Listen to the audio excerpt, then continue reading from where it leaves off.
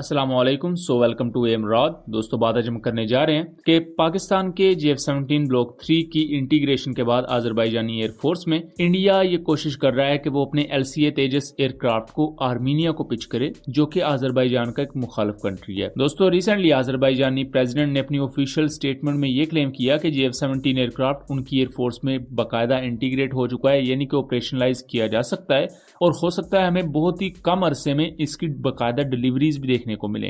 और इसके साथ साथ जो एडेक्स 2024 डिफेंस एग्जीबिशन थी, वहां JF-17 एयरक्राफ्ट पाकिस्तान ने भेजा, एक ब्लॉक 3 और 2 ब्लॉक 2 एयरक्राफ्ट, जिनको आज़रबाईजानी प्रेसिडेंट इल्हाम अलीयेव ने इंस्पेक्ट किया और इसको लेकर बाकायदा डील भी साइन हुई $1.6 बिलियन की। इसी के मुकाबले में आर्मीनिया में इस वक्त काफी ज्यादा पैनिक है, क्योंकि JF-17 ब्लॉक 3 एयरक्राफ्ट आने के बाद आप पूरे सेंट्रल एशियन स्टेट्स में देखें तो आज़रबाईजान सबसे ज्यादा स्ट्रॉन्गेस्ट आपको एयरफोर्स नजर आएगी। और हम सब जानते हैं कि इस वक्त जो हालात हैं, आपने लेबनान की सिचुएशन भी देखी हो, तो इसराइल ने जिस तरह अपनी सिर्फ एयरफोर्स को इस्तेमाल करते हुए लेबनान, यमन, इन तमाम एरियाज पर बॉम्बिंग की, तो हमें उससे पता लगता है कि एयरफोर्स कितनी ज्यादा अहम हो चुकी है अगर आपने अपने मुल्क का सर्वाइवल देखना है। उसके मुकाबले आप अनफॉर्चुनेटली मुस्लिम कंट्रीज की एयरफोर्सेज देखें तो कुछ भी पल्ले नहीं है। आप मिडिल ईस्टर्न कंट्रीज की एयरफोर्सेज देखें तो है ही नहीं, सिरे से ही नहीं है। तो बहरहाल हमारे सामने कुछ चीजें हैं कि एयरफोर्स आपकी हर सूरत में स्ट्रांग होनी चाहिए। अगर एयरफोर्स स्ट्रांग नहीं है तो जमीनी फौज के स्ट्रांग होने से शायद आपको उतना एडवांटेज नहीं मिलेगा, लेकिन अगर आपकी एयर पावर स्ट्रांग है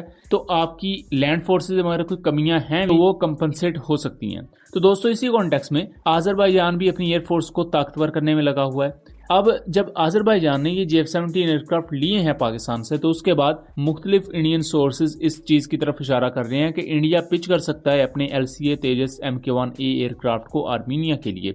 अब तेजस MK1A एयरक्राफ्ट क्या आर्मीनिया खरीदेगा या नहीं खरीदेगा, ये तो अलग चीज होगी, लेकिन हम यहाँ ये समझने की कोशिश करेंगे कि तेजस MK1 एयरक्राफ्ट किस तरह आर्मीनिया के स्पेक्ट्रम में फिट आता है, जैसा कि JF-17 ब्लॉक 3 आज़रबाईजान के स्पेक्ट्रम में फिट आता है। दोस्तों, JF-17 ब्लॉक 3 की अगर इंडक्शन को देखा जाए आज़रबाईजानी एयरफोर्स में, तो हमें कुछ चीजें समझने की जरूरत है कि इस वक्त ना तो JF-17 एयरक्राफ्ट के किसी पुर्जे पर कोई सी मुल्क ने पाबंदी लगाई हुई है, ना ही JF-17 को माजी में कभी कोई ऐसी मुश्किलात का सामना रहा है कि इसके इंजन पर पाबंदी लग जाए या इसके फलां किसी स्पेयर पार्ट पर पाबंदी लग जाए या ये कोई ग्राउंडेड हो गए। ऐसा कभी भी इसके ट्रैक रिकॉर्ड में नहीं देखा गया।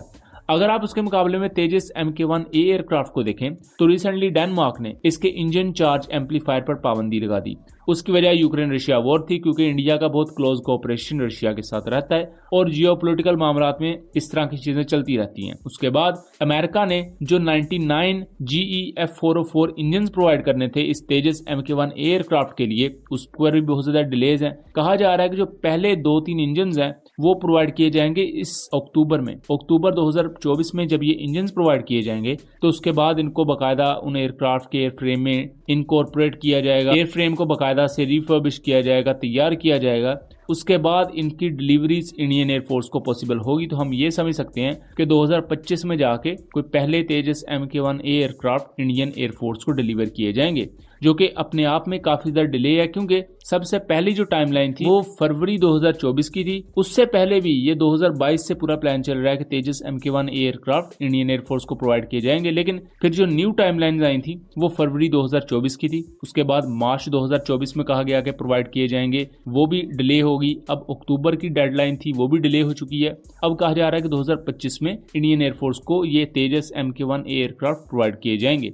बहरहाल दोस्तों, इस वक्त आर्मीनिया जो ज्यादा फोकस कर रहा है वो ये कि इंडिया उनकी Su-30 SM एयरक्राफ्ट को अपग्रेड कर दे, क्योंकि इंडिया खुद भी Su-30 MKI एयरक्राफ्ट की अपग्रेडेशन का काम कर लेता है और काफी इनकी चीजों को अपने मुल्क में भी बनाता है ट्रांसफर ऑफ टेक्नोलॉजी के तहत। सो इस कॉन्टेक्स्ट में इंडिया इनको मदद प्रोवाइड कर सकता है Su-30 SM एयरक्राफ्ट के कॉन्टेक्स्ट में। लेकिन तेजस MK1A एयरक्राफ्ट के चांसेस यहाँ काफी कम बनते हैं। उसकी वजह यह है कि एक तो डेनमार्क की तरफ से पाबंदी है, दूसरा इंजन को लेकर काफी ज्यादा अनरिलायबल सिचुएशन है जिसका इंडिया को खुद भी सामना है। तीसरी चीज ये है कि इंडियन एयरफोर्स के अंदर इसकी जो इंडक्शन है तेजस MK1 एयरक्राफ्ट की, वो भी बहुत ज्यादा मशकूक है। मतलब बहुत ज्यादा डिलेज हैं, बहुत ज्यादा डेडलाइंस मीट नहीं हो पाई हैं, जिसकी वजह से सबसे पहला काम तो इंडिया को ये करना चाहिए कि अपनी एयरफोर्स में एयरक्राफ्ट को लेकर आए, उसके बाद ही कोई बाहर का मुल्क भी इस पर यकीन करेगा। और अगर इंडियन एयरफोर्स में 2025 के फर्स्ट हाफ में ये तेजस MK1 एयरक्राफ्ट डिलीवर कर दिया जाता है और इंडक्ट हो जाता है, तो उसके बाद हो सकता है इंडिया बाकायदा तौर पर ये क्लेम करे कि वो आर्मीनिया को ये पिच करेंगे और आर्मीनिया हो भी सकता है खरीद ले, क्योंकि ये इंडिया के लिए काफी ज्यादा बेहतर मौका है